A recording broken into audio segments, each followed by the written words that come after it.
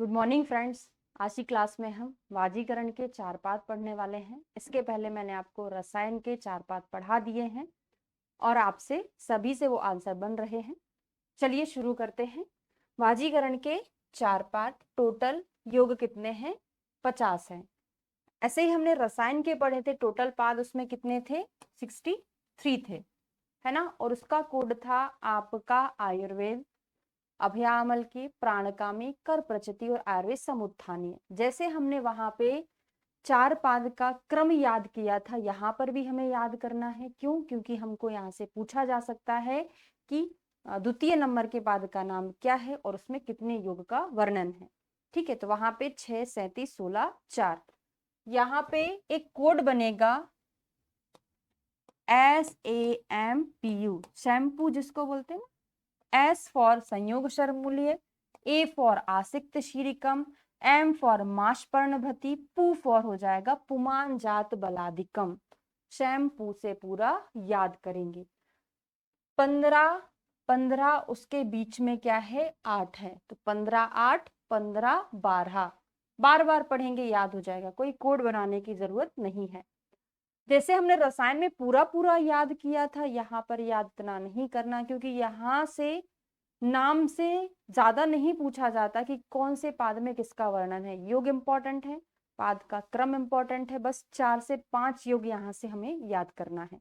ठीक है, तो सबसे पहले ब्रह्मणी गुटिका बहुत इंपॉर्टेंट है, क्योंकि सबसे पहला बाजीकरण योग कौन सा है, ऐसा क्वेश्चन पूछा गया है एग्जाम में। और इसमें जो श्लोक दिया है शायद पिछली साल पूछा गया है यहाँ से, हाँ पिछली शायद नहीं, कंफर्म पूछा गया है ना। ब्रह्मणी गुटिका का एक कोटेशन दिया था, पूछा था ये किस योग के लिए आया है ना। तो उसका लास्ट वाला जो मैंने आपको अंडरलाइन कराया है, पढ़ाती हूँ ना हमेशा, वही वाली लाइन पूछी गई है। ठीक है ना।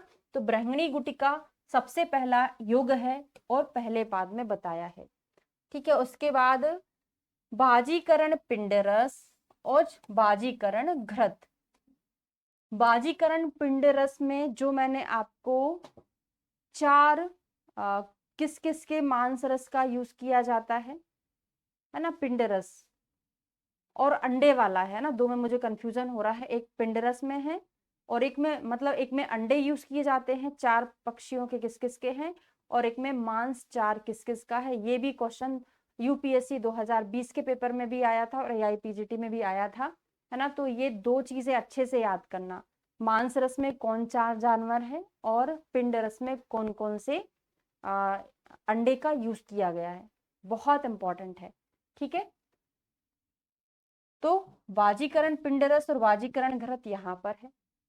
फिर देखिए, हम तीन चीजों को कोड बनाएंगे, अपत्यकर स्वरस, अपत्यकर शीर, अपत्यकर घृत।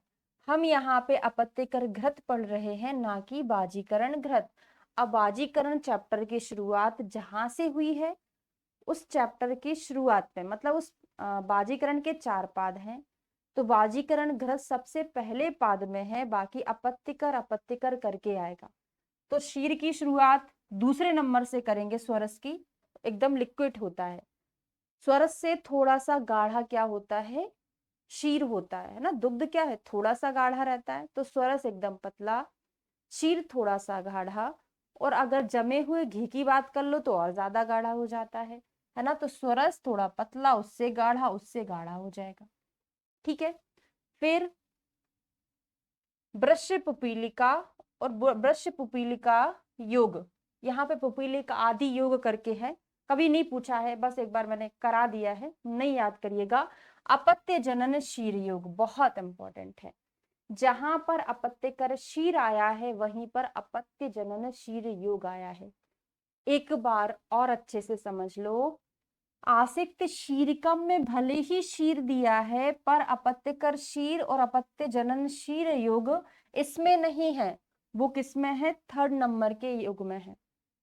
क्लियर हुआ? चलिए एक बार और देख लेते हैं। ब्रह्मणी गुटिका और बाजीकरण घृत सबसे पहले है, और यहाँ से जो चार योग मैंने हाईलाइट कराया ना, इनके अंदर से बहुत ज्यादा क्वेश्चन बनता है। बाजीकरण घृत से तो ऐसा ही बनता है कि इसका सेवन कब किया जाता है ना, कौन से औषध सेवन काल में किया जाता है। ठीक है, और बाजीकरण पिंडरस सबसे ऊपर है जहां से श्लोका से क्वेश्चन पूछे जाते हैं। फिर दूसरे तीसरे चौथे में शीर स्वरस, अपत्यकर स्वरस, फिर शीर, फिर क्या आ जाएगा, घृत आ जाएगा। जिसमें शीर आया उसी में अपत्य जनन शीर योग आ जाएगा।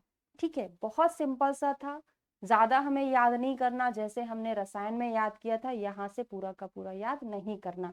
चलिए 5 क्वेश्चन पूछ लेती हूँ मैं आपसे, है ना। तो सबसे पहला है, अभी अभी पढ़ा है तो याद ही रहेगा, ब्रैंगणी गुटिका का वर्णन किस युग में है। दूसरा, पुमान जात बलादिक के कितने युग हैं, पढ़ा था हमने, कितनी संख्या, पुमान जात बलादिक के टोटल युग कितने हैं। तीसरा है, बाजीकरण पिंडरस किसमें है। चौथा है, अपत्य जनन क्षीर योग कौन से में है। बाकी इसके अंदर से क्वेश्चन ऐसा पूछा जाता है, अपत्य जनन क्षीर योग या आसिक शिरीकम में कौन कौन से पत्तों को खाकर गाय पुष्ट होती है। 3 पत्तों का नाम वहां पे पूछा गया था एग्जाम में, है ना, इसको याद करना है आपको।